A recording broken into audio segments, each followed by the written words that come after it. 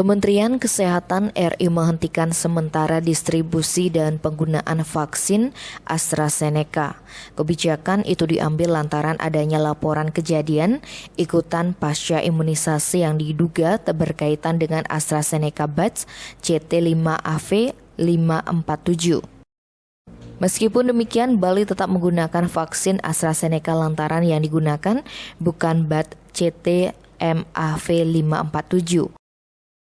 Kepala Dinas Kesehatan Provinsi Bali Dr. Ketut Suarjaya juga memastikan bahwa semua jenis vaksin AstraZeneca yang ditarik ke Menkes bukan jenis vaksin AstraZeneca yang digunakan di Bali.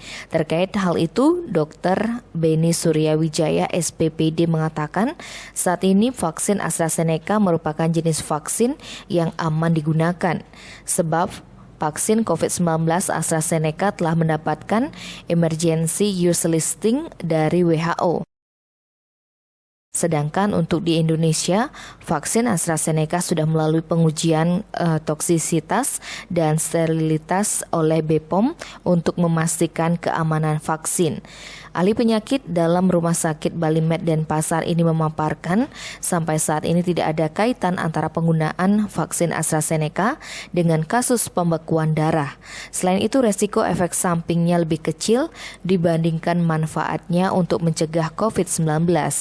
Dari hasil uji vaksin AstraZeneca, keluhan efek samping dikategorikan ringan hingga sedang, seperti nyeri di area injeksi saat ditekan, muncul rasa panas, pembengkakan, sakit kepala, panas, dan meriang. Namun, kata Dr. Beni, antibodi yang muncul dari vaksin AstraZeneca bagi orang dewasa bisa mencapai 32 kali, sementara pada lansia 21 kali. Tim Bali Express melaporkan.